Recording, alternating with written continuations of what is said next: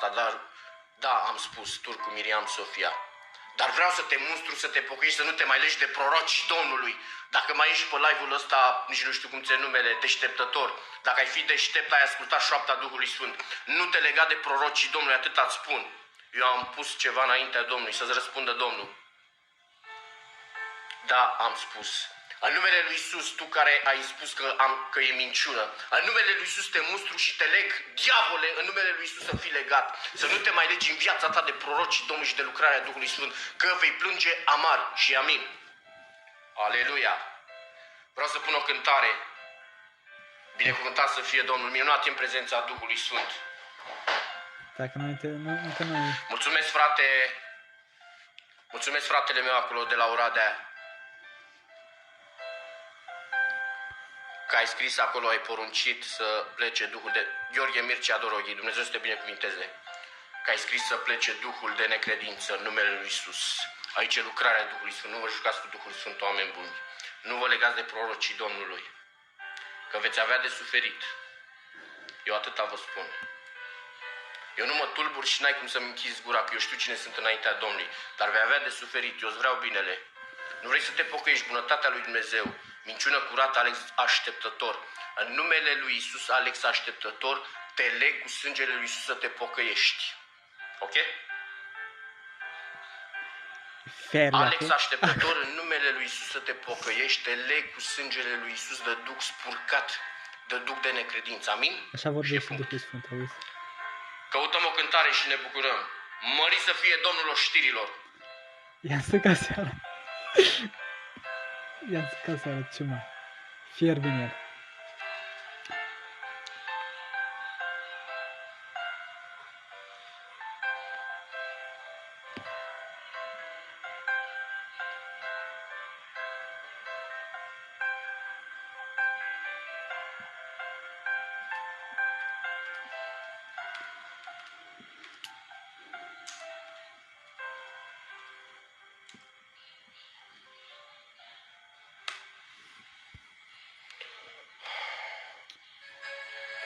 Mulțumim Domnului!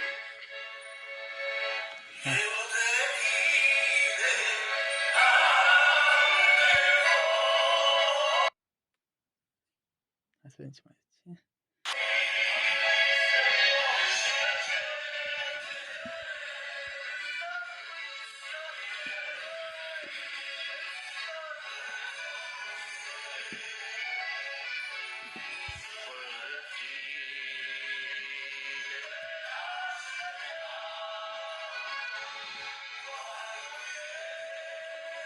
Amin, frate Mircea, am...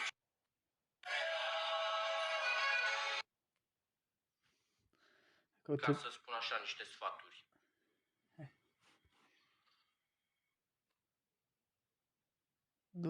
Hai să vedem de aici.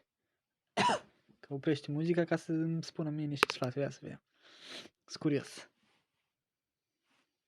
Hai.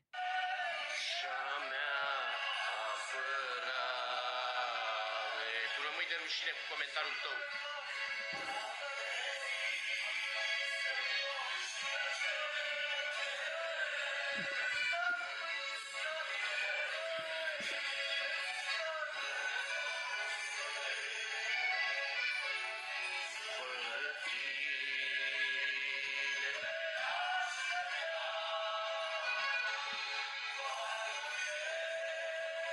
Amin, frate Mircea, am citit.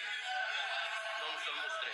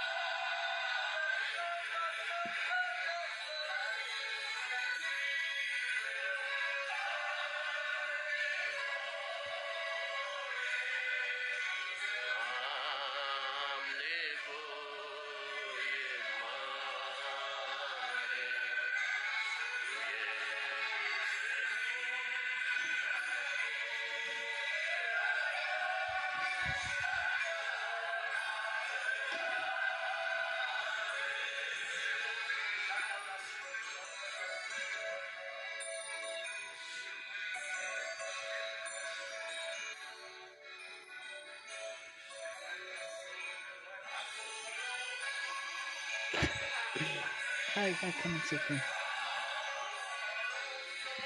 Ai pus muzica? Da. Alex, așteptător, am oprit muzica să spun așa niște sfaturi.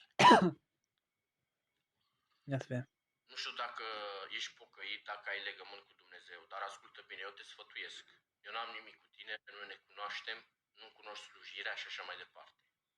Primul punct. Alex așteptător, ascultă bine. Eu vreau să te sfătuiesc. Nu te lega de prorocii Domnului, că s-ar putea să lovești în Duhul Sfânt și vei avea de suferit. Ok? Primul punct.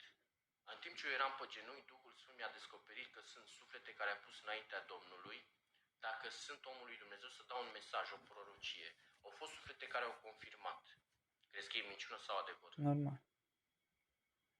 Am tot dreptul să te leg în numele lui Iisus de Duh necurat, să nu mai apari în viața ta pe live-ul meu, că aici e lucrarea Duhului Sfânt. Îți poruncesc să te pocăiești și să stai în banca ta, că altfel vei plânge amar. Amin. Să nu te mai prind pe live-ul meu. Ori de câte ori te prind, te blocat mustru cu în un numele cont. lui Iisus. Nu știi că am 100.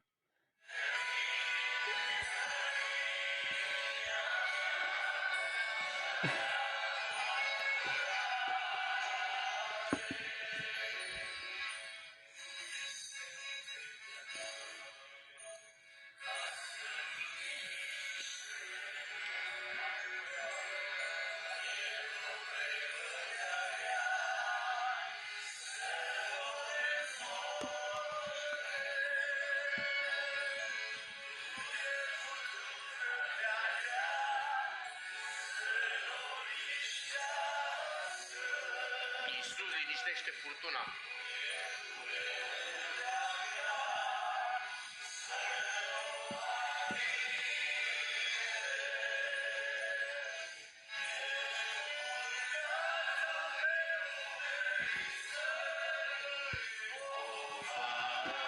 Vezi? Cântările astea le iau din altă parte. Nu de la...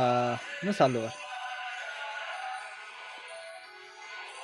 Nu, vărul meu, e un necredincios că cine cu Duhul Sfânt, că nu mă tulbur. Chiar sunt ok, am pace, nu mi-o tulbur pentru... Deja s-a tulburat. Deja s-a... Îmi plac ăștia. Profeții ăștia îmi plac. Sincer. Dacă fi să mă pentru Iisus aș face. Deci, vărul meu, Marian, vreau să mă fac înțeles. Eu eram pe genunchi, mijloceam, poate nu ai fost la început și vreau să explic în văzul tuturor. Eu sunt un om direct. Deci eram pe genunchi, mă rugam, mijloceam și Duhul Sfânt mi-a descoperit că sunt suflete în live-ul ăsta care a pus un semn. Dacă eu sunt omul lui Dumnezeu, să dau o prorocie de la Domnul, un mesaj. Dar nu ești. Eu nu am stat pe gânduri și am dat prorocie de la Domnul. Și am menționat. Vreau în numele lui Iisus să scrieți care a spus semne, să prorocesc dacă sunt de la Domnul. Și au scris câteva, mai era o grămadă. Și cum poți tu să zici că nu e prorocie, că nu e Duhul Sfânt, când Domnul să aibă milă? Eu nu mă tulbur, eu am par de suc aici, Duhul Sfânt a lucrat și a făcut prezența, nu vreau să-mi pierd pacea. Ai abia Duhul Sfânt, mă? Ducă pacea aia pentru nimic. Și acum în cinstea Duhului Sfânt, care Duhul Chiar am Sfânt? băut o gură de suc, sunt foarte bine, vreau să dorm foarte bine la noapte, vreau să stau liniștit, Hai să să fac lucrez un cu ce a pus surpriză. Dumnezeu în mine și pe ăștia de cât ori prin pe live îi mustru, îi leg în numele lui Iisus să se pocăiască. Cam asta am vrut să menționez. Domnul și-a făcut lucrarea, îi mulțumesc. Dumnezeu să fie binecuvântat. Vă încredințez în brațul Domnului care ați vizionat acest live. Îi mulțumim Domnului, mulțumesc pentru câteva suflete, frați care au fost alături de mine pe genunchi. Dumnezeu să fie binecuvântat. Vă doresc un noapte. Vă doresc cel mai frumos, e finalul. Deci ridic mâna în numele lui Iisus. Sunt plin de pace, nu am Tremur. Nu am nicio tulburare, sunt foarte bine. Nu ai ce să faci cu un om necredincios. Nu ai ce să-i faci, nu poți să-l schimbi. Bravo, gata, mi-a plăcut. Acum